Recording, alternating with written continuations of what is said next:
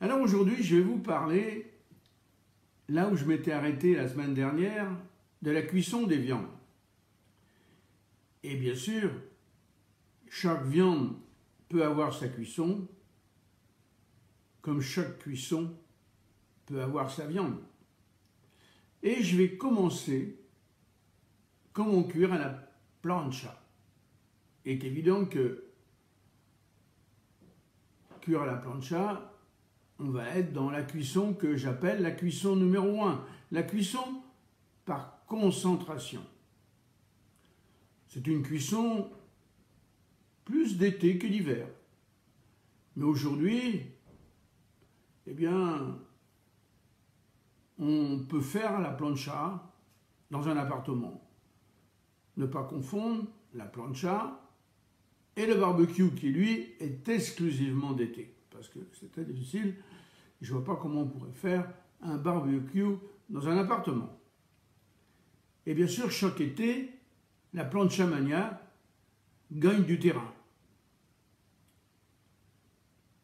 La plancha permet, comme le barbecue, dont elle est, ou elle peut être un complément, une cuisine rapide et conviviale, des viandes, des poissons et des légumes, avec comme atout supplémentaire une cuisson uniforme, saine, avec peu ou pas de matière grasse, à une condition, et une condition qui a son importance. Que ce soit au barbecue ou que ce soit à la plancha, eh bien, il faut éviter de fabriquer du noir. Parce que le noir, quand on cuit, c'est du brûlé. Et qui dit brûlé, dit carbone. Et qui dit carbone, dit cellules qui peuvent être cancérigènes. La planche de métal,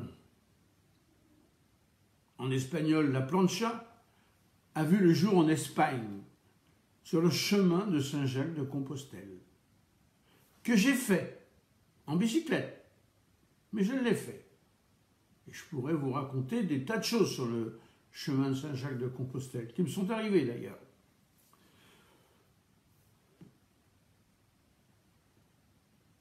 Et bien sûr, quand vous êtes sur le chemin de Compostelle, eh bien, on trouve d'énormes plaques de tôle posées sur la braise. C'est des planchas très simples qui permettent de cuire différents aliments. Et c'est bien pratique pour ceux qui voyagent à pied ou en vélo de pouvoir ainsi se sustenter à un coût très faible. Et bien sûr, les pèlerins se régalent d'une alimentation variée et saine qu'ils peuvent acheter sur le bord de la route en passant. Tout d'abord, la plancha est associée aux grandes fêtes religieuses. Évidemment, qui dit concentration de personnes, eh bien, il faut trouver des solutions pour que ces gens-là puissent dîner ou déjeuner. La plancha fut une solution pour les pèlerins. Au fil des ans, c'est devenu un grand classique des restaurants. En effet, quel restaurant qui n'a pas sa plancha à l'intérieur? Et plus particulièrement d'ailleurs, les restaurants qui font des tapas. Elle fut méconnue des Français jusqu'au début des années 2000. Et donc c'est récent. Elle a depuis conquis un très large public d'amateurs, d'une cuisine conviviale, simple et saine. Je ne reviendrai jamais assez sur le côté simple et sain de la cuisine. Il y a trop aujourd'hui, à travers l'Hexagone et partout ailleurs, d'ailleurs, de gens qui sont malades de ce qu'ils mangent.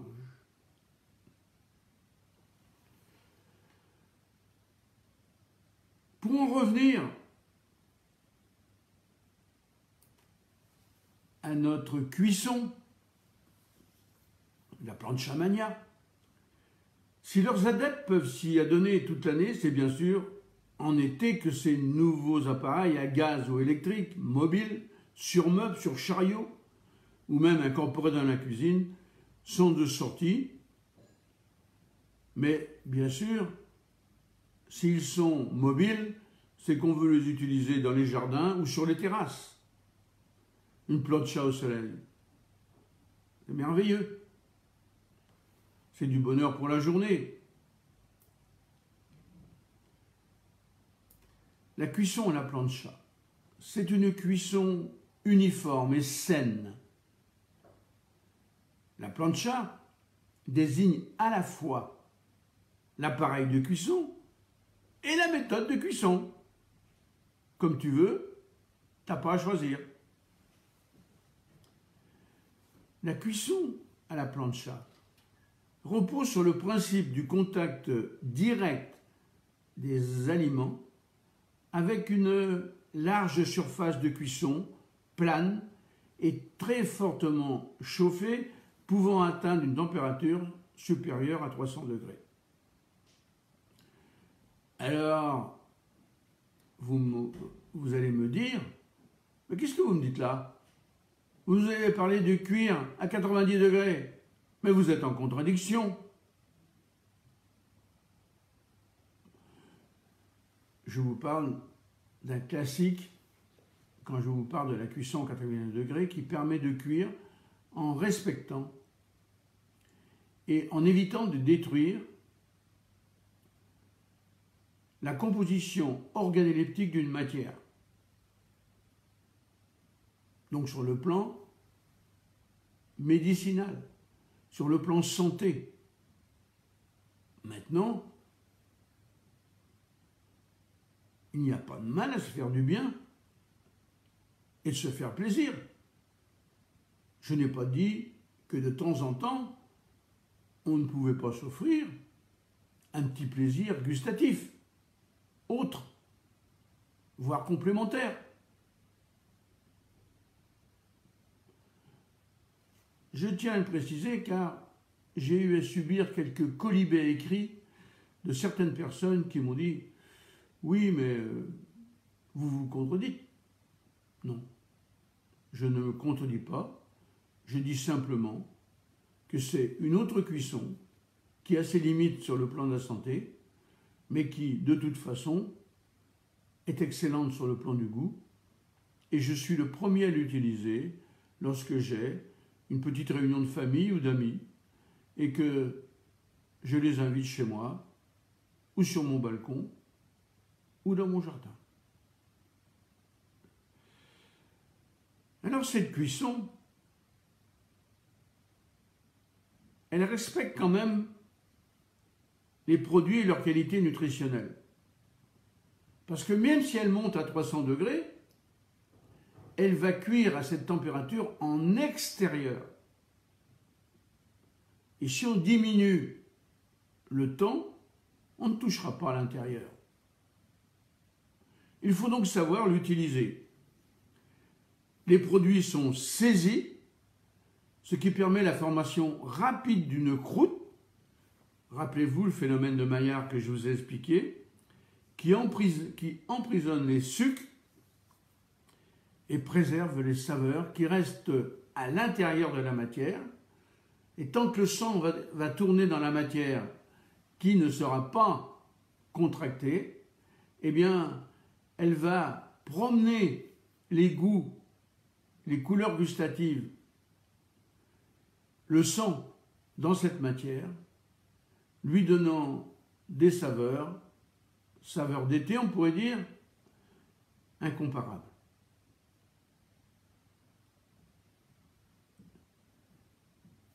Et en plus, elle permet une cuisson qui est homogène, sans carbonisation. Donc on ne joue plus sur la température, mais on joue sur le temps. En sachant que si on noircit le produit, qu'on le carbonise, eh bien, là, on va avaler du carbone. Et ça, c'est pas bon pour la santé. Autre qualité, la cuisson à la plancha. C'est une cuisson rapide et conviviale. Lorsqu'on fait une cuisson à la plancha, le bonheur est dans la pièce, dans la maison, dans le jardin. J'entends encore rire les enfants, les petits-enfants du bonheur, et ces éclats de rire sont le bonheur des grands-parents que nous sommes. Avec une plancha, la cuisine est aussi très rapide. Dizaine de minutes de préchauffage de l'appareil et une dizaine d'autres pour la cuisson et le tour est joué. Et surtout, pour les novices, pas besoin de savoir cuisiner pour rassembler ses amis autour d'un repas chaleureux. Tout se prépare au dernier moment. Et on peut même cuire en quantité. C'est donc très pratique pour ceux qui aiment faire des grandes tables et qui sont capables de les préparer. Pour une cuisson parfaite, la plancha doit être bien chaude, aux alentours de 250 degrés. Mais attention, pas trop cuire, sinon les fibres de la viande vont se contracter violemment, la viande va se durcir, va se noircir et peut-être se brûler, ce que je vous ai dit. Autre atout de taille, pour amener du piment à cette fête de la plancha, chacun peut cuire sa viande, et la viande de son choix, et même les enfants. Il n'y a pas beaucoup de risque de brûlure s'il y a un adulte à côté qui surveille. Et bien sûr, choisir la cuisson qui convient aussi. L'aller-retour, pour avoir quelque chose de bleu. On met la viande au centre de la plancha, clac, clac, clac et clac. Et on la bleue. Si on l'aime saignant, eh bien, c'est 2 fois l'aller-retour. Si on l'aime à point, c'est 3 fois l'aller-retour. Et si on l'aime bien cuit, c'est 4 fois l'aller-retour.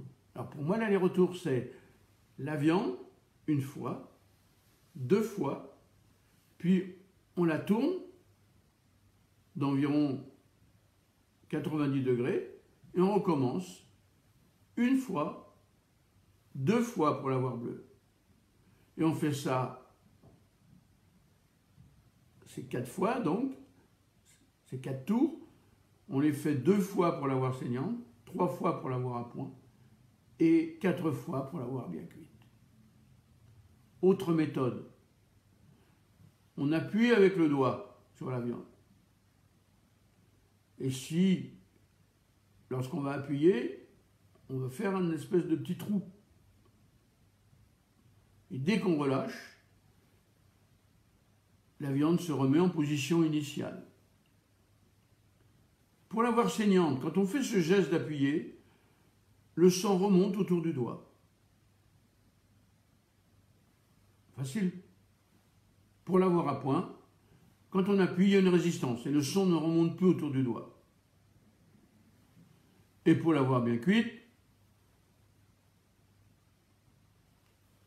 eh bien, vous savez tous ce que c'est. Sachez également que plus vous allez cuire un produit, moins il aura de goût. Car le goût, il se trouve dans les basses cuissons. Au-delà de saignant, la viande perd 50% de son goût. C'est quelque chose qu'il faut se dire.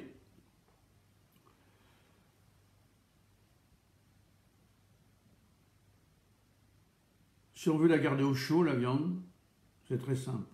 Parce qu'on a quelque chose à faire, ou on discute, ou bon. eh bien on la met sur les alentours de la plancha. La grosse chaleur, elle est au centre.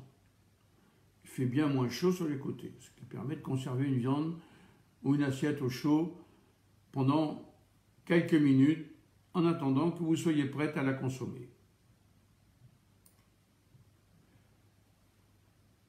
Autre chose à savoir, ne pas oublier que pour avoir une viande tendre et savoureuse à souhait, il faut la laisser se reposer quelques minutes avant de la déguster, quitte à la reprendre un petit peu en chaleur. C'est-à-dire, vous la faites cuire, vous la posez dans une assiette, vous la laissez se détendre, parce que le fait de l'avoir saisie, comme je vous disais tout à l'heure, a contracté les fibres. Et vous pouvez la laisser une dizaine de minutes. Et dans une plancha, ça ne pose pas de problème, parce que si on mange deux ou trois morceaux de viande, eh bien, la première, on attend, on fait cuire la seconde, et pendant qu'on mange la première, la seconde, eh bien, se repose. Ensuite, on la reprend pour qu'elle soit à la température voulue. C'est de l'organisation.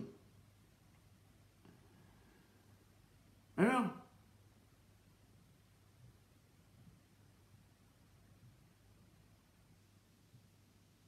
quel morceau utiliser avec la plancha? Oh, les recettes à la plancha sont innombrables, tout comme le choix des viandes et des morceaux. Avec la plancha, les morceaux piécés sont évidemment à l'honneur. Les morceaux piécés, ce sont de petites pièces de viande, pas trop épaisses, de la taille d'un steak. Les cubes et émincés, le plus souvent retenus pour la cuisine au wok, s'adaptent à la plancha. Mais attention à la cuisson. Les brochettes, bien sûr, également. Les brochettes, il vaut mieux les faire un petit peu plates, avec des bandes de viande, plutôt que des cubes. La cuisson sera beaucoup plus facile à maîtriser. Pour le bœuf ou la viande chevaline, vous avez le choix entre des tranches de faux filet ou de rump steak, de la poire ou du merlan, 2 petits muscles, de la cuisse très tendre, ou encore la bavette, qu'elle soit d'aloyau ou de flancher. Et bien sûr l'araignée. Côté veau, les morceaux tendres, comme la noix ou la sougite, le filet. Au niveau de l'agneau, bien sûr, les tranches de gigot, mais aussi des grillades de porc, de la hampe et de l'onglet, du foie ou des rognons, qui sont, eux, des abats. Vous savez que dans la viande, il y a plusieurs catégories. Catégorie numéro 1, la plus chère. Ce sont toutes les viandes à griller. Catégorie numéro 2, ce sont les viandes à bouillir pour le pot-au-feu, pour la blanquette. Catégorie numéro 3, ce sont pour les cuissons mixtes. Le bourguignon, le haricot de mouton, par exemple. Je parle pour les viandes, bien sûr. Et quatrième catégorie, ce sont les abats. En sachant que dans les abats, la hampe, l'onglet, le foie, les rognons peuvent être cuits comme n'importe quelle viande à griller, c'est-à-dire par concentration. Cuisson numéro 1. Et puis aussi, à la plancha, on peut faire cuire des hachés pour faire des burgers, pour faire des boulettes et pour faire des keftas. Et keftas.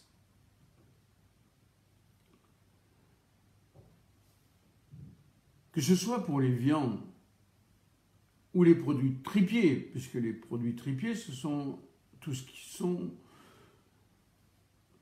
ceux qui font des abats. Et donc l'onglet et les produits dont j'ai parlé tout à l'heure font partie des abats. Ils sont vendus évidemment par les bouchers, mais on en voit de moins en moins, mais aussi par les produits tripiers. Les gens qui font des produits tripiers. Pour cuire les viandes, et encore plus à la plancha, pas besoin de matière grasse, ou alors très peu. Moi, ce que je fais éventuellement pour certaines cuissons, j'ai un pinceau, j'ai un peu d'huile d'olive, eh bien, je passe du pinceau, voilà, sur la plaque et ça me suffit.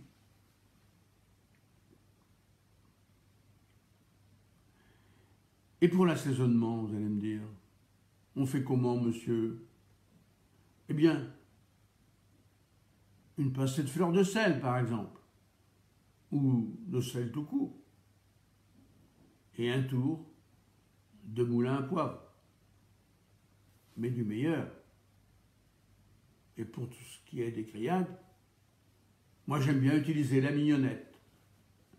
Je trouve que le goût de la mignonnette apporte à une grillade un plus incomparable. Alors, pour ceux qui veulent faire de leur plancha partie un tour du monde des saveurs, par exemple, pour être encore plus dans le vrai et s'approcher peut-être un peu de ce que d'aucuns ont l'habitude d'appeler la gastronomie, eh bien, on peut faire mariner les viandes quelques heures au préalable, jusqu'à 24 heures. Et on fait des mélanges d'épices classiques ou exotiques.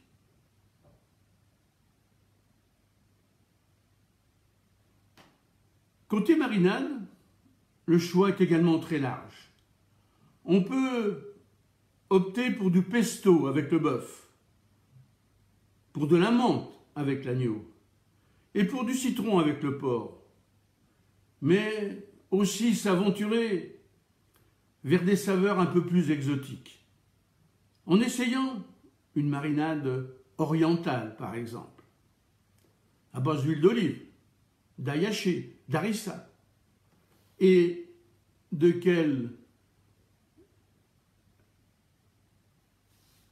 que graines de cumin. Pour nettoyer une plancha, c'est une question qui m'est souvent posée dans mes cours.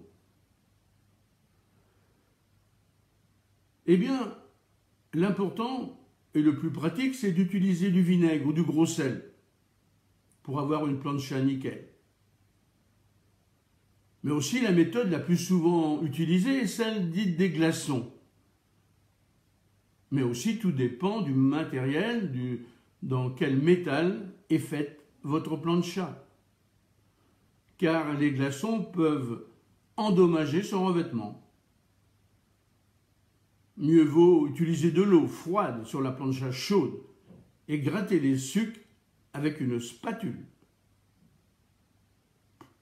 pour un nettoyage plus efficace. Remplacez l'eau froide par du vinaigre blanc ou du gros sel, et toujours sur la plancha chaude, l'un comme l'autre, l'un en bouillant, l'autre en crépitant, décolle les dépôts. Et c'est bien comme ça, car ça vous donne une plancha nickel. Eh bien, pour aujourd'hui, je vais en avoir fini